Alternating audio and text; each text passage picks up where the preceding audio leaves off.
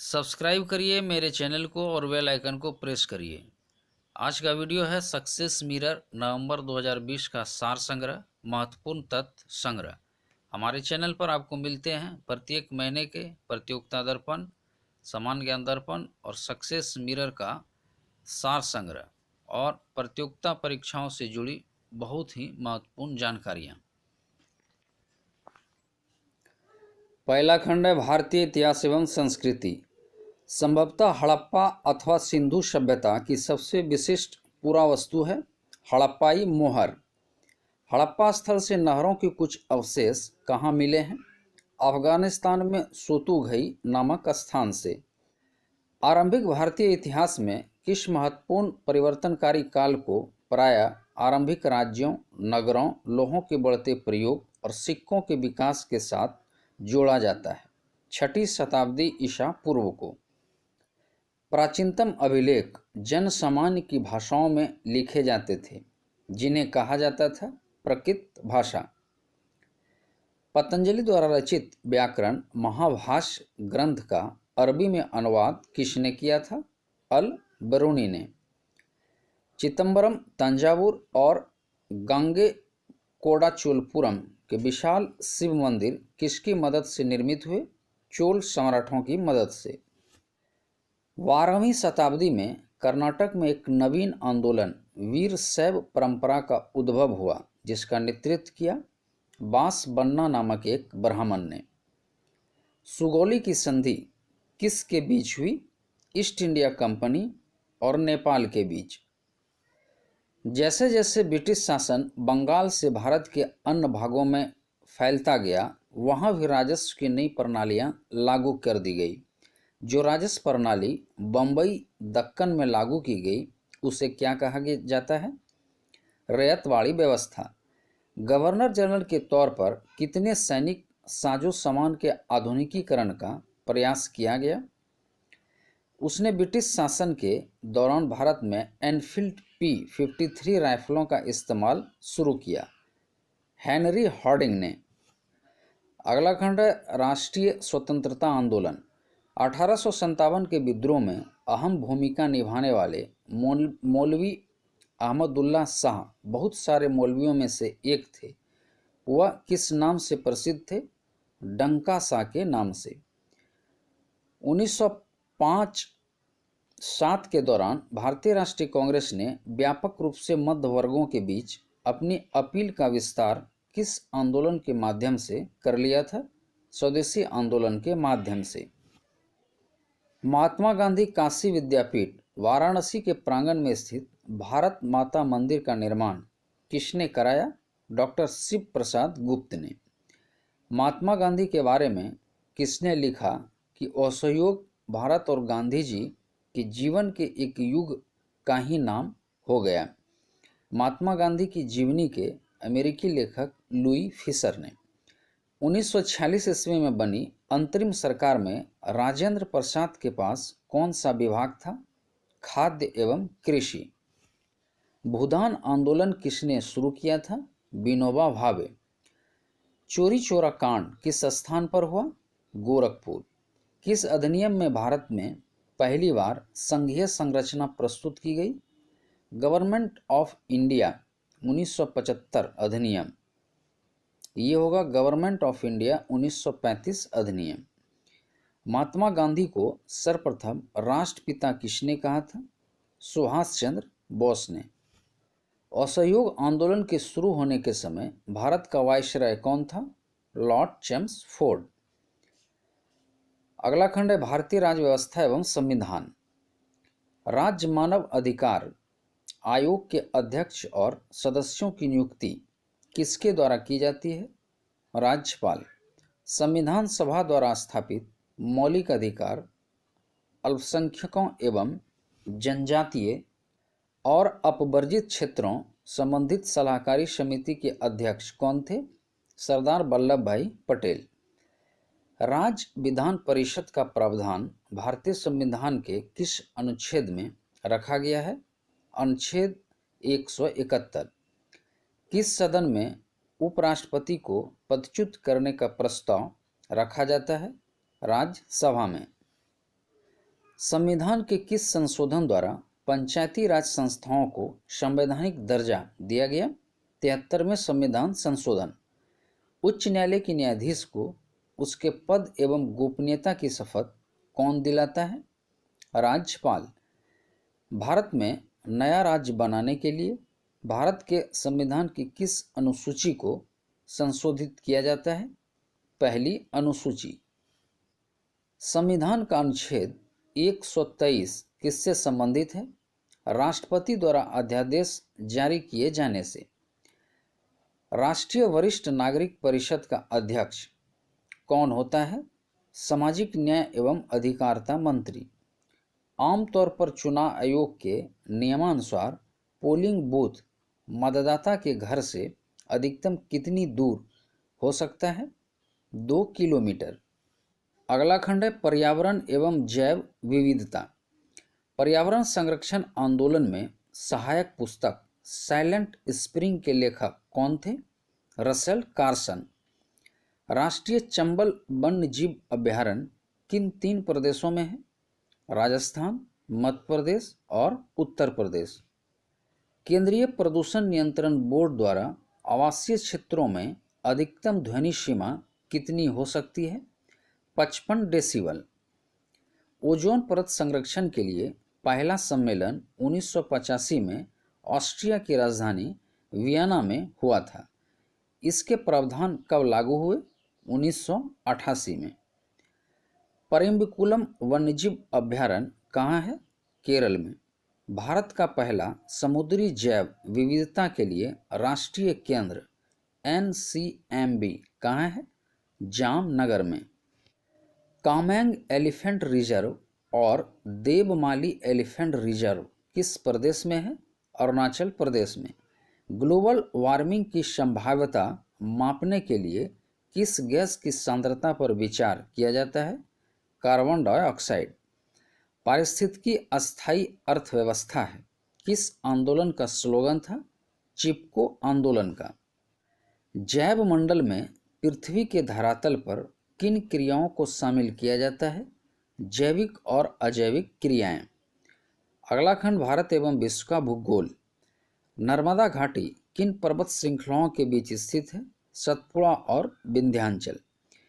हिमालय की ऊंची चोटी कंचनजंगा कहाँ स्थित है? सिक्किम में। समस्त पृथ्वी पर से 2 तारीखें जब रात और दिन समान अवधि के होते हैं क्या कहलाती है? इक्विनोक्लेज।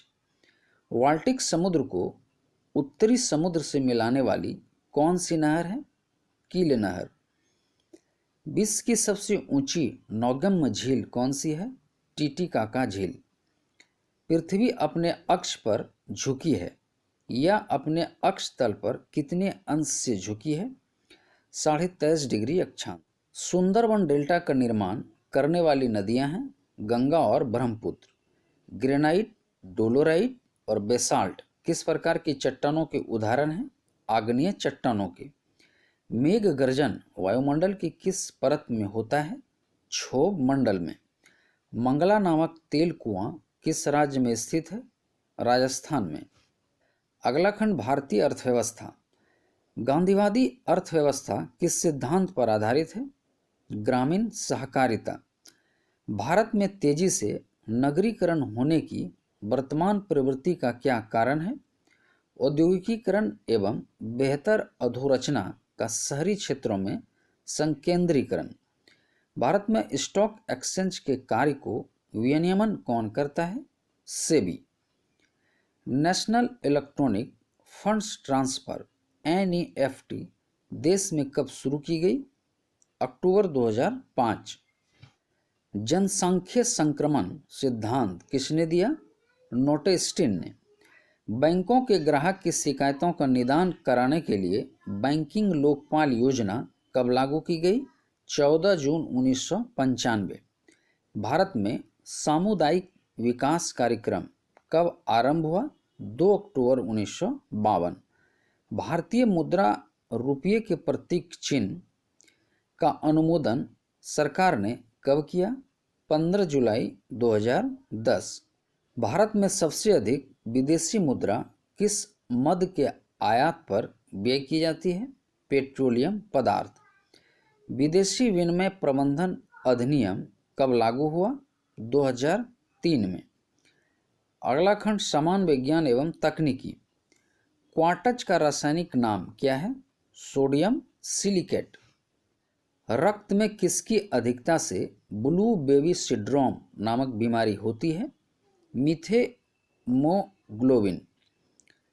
पदार्थ के आणविक भार की गणना किसका मापन करके की जा सकती है? वाष्प घनत्व। सूर्य का प्रकाश किस विधि द्वारा पृथ्वी पर पहुंचता है? विकिरण विधि। किसे भविष्य की धातु कहा जाता है? टाइटेनियम। घरेलू उपयोग में प्रयुक्त की जाने वाली चीनी में पाया जाता है? सुक्रोज। एक स्वस्थ शरीर में हीमोग्लोबिन लोहे की मात्रा अधिकतम कितनी होनी चाहिए? 20 ग्राम प्रति 100 ml रक्त से अधिक नहीं। वह प्रथम कार्बनिक यौगिक कौन सा है जिसे कृत्रिम रूप से संश्लेषित किया गया था? यूरिया। बेंजीन के कारण किस रोग की संभावना अधिक होती है? रक्त कैंसर। प्राकृतिक गैस में मीथेन की प्रतिशतता कितनी होती है? 90%। अगला खंड खेल कूद। भीमराव अंबेडकर अंतर्राष्ट्रीय स्पोर्ट्स स्टेडियम कहाँ स्थित है? फैजाबाद में। भारत की सबसे पुरानी फुटबॉल स्पर्धा कौन सी है? Durand cup. भारत की प्रथम महिला क्रिकेट एम्पायर कौन बनी? अंजलि राज गोपाल। भारतीय क्रिकेट का भीष्म पितामह किसे कहा जाता है? सी.के. नायडू। स्केटिंग खेले जाने वाले परिसर को कहते हैं रिंग। तैराकी के स्विमिंग पूल में कितनी लेन होते हैं? 8। सिली पॉइंट्स किस खेल से संबंधित है? क्रिकेट से। टेनिस में ग्रैंड स्लैम जीतने के लिए खिलाड़ी को कौन सा एक टूर्नामेंट समूह जीतना जरूरी है? ऑस्ट्रेलियाई open, Wimbledon open, French open, US open. विश्वविख्यात रोला गेरा का संबंध किस खेल से है? Lawn tennis. बारावती स्टेडियम कहाँ अवस्थित है? कटक में। अगला खंड है कंप्यूटर ज्ञान। संचार नेटवर्क प्रणाली में फायरवॉल का प्रयोग किससे बचाता है? अनाधिकृत आक्रमण। वर्ड प्रोसेसिंग, स्प्रेडशीट और फोटो एडिटिंग किसके उदाहरण हैं? Application software. SMPS का विस्तार है स्विच्ड मोड पावर सप्लाई। समान रूप से प्रयुक्त होने वाला कंप्यूटर है डिजिटल कंप्यूटर। एक व्यक्ति जो अपनी विशेषज्ञता का उपयोग करे अन्य लोगों के कंप्यूटर तक पहुंच जानकारी हासिल करने के लिए अवैध रूप से या पैदा करने के लिए क्षति है हैकर। भारत का पहला कंप्यूटर कहाँ स्थापित किया गया था? भारतीय सांख्यिकी संस्थान कोलकाता। वेबसाइट नाम में HTTP क्या है? प्रोटोकॉल। किसी प्रोग्राम में बग क्या होता है? एरर। कंप्यूटर में सूचना इनपुट करने का सबसे पुराना माध्यम है पंच कार्ड। कंप्यूटर के ऐसे घटक होते हैं जो कार्य करने के लिए आवश्यक हैं रिसोर्स। अगला खंड है कृषि। भारत में सर्वाधिक गेहूं उत्पादन करने वाला राज्य कौन सा है? उत्तर प्रदेश। सर्वप्रथम कपास का संकर बीज तैयार करने वाला देश कौन सा है? भारत। गेहूं में क्रोमोसोम की संख्या होती है 42। सबसे पुराना फल कौन सा है? खजूर। नारियल का वानस्पतिक नाम है कोकस न्यूसीफेरा। बिना बीजों के फलों को विकसित करने की क्रिया को क्या कहते हैं? Tissue culture. धान का कटोरा किस राज्य को कहा जाता है? छत्तीसगढ़ को। सिल्क का सबसे बड़ा उत्पादक देश कौन सा है? चीन। लाल क्रांति का संबंध किससे है? टमाटर उत्पादन से। फूलों का अध्ययन कहलाता है एंथ्रोलॉजी। अगला खंड है विविध। भारत पाकिस्तान के किस युद्ध के पश्चात बांग्लादेश एक स्वतंत्र राष्ट्र के रूप में स्थापित हुआ था? मार्च 1971। भारतीय जनता पार्टी के गठन के पश्चात इसके प्रथम अध्यक्ष कौन थे? अटल बिहारी वाजपेयी। भारत के विभाजन से संबंधित माउंटबेटन योजना की सरकारी तौर पर घोषणा कब हुई थी? 3 जून 1947 को। भारत में प्रथम विद्युत इंजन का निर्माण कब प्रारंभ हुआ? 1971 में। देश में कृषि के अंतर्गत किस तरह के उर्वरकों का सर्वाधिक उपयोग होता है? नाइट्रोजनी। विजयनगर साम्राज्य का कौन सा स्थान गलीचा निर्माण के लिए प्रसिद्ध था? कालीकट। भारत के राष्ट्रीय ध्वज का डिजाइन किसने तैयार किया था? पिंगली वेंकैया। संविधान के किस भाग में पंचायती राज व्यवस्था का वर्णन है? भाग 9। संवैधानिक मामलों या संदर्भों को किस अनुच्छेद के तहत राष्ट्रपति द्वारा निर्धारित किया जाता है? अनुच्छेद 143 के तहत। इंडिया फॉर इंडियन नामक पुस्तक किसने लिखी है? चित्तरंजन दास ने। स्त्री शिक्षा हेतु आधिकारिक प्रयास पहली बार कब हुए?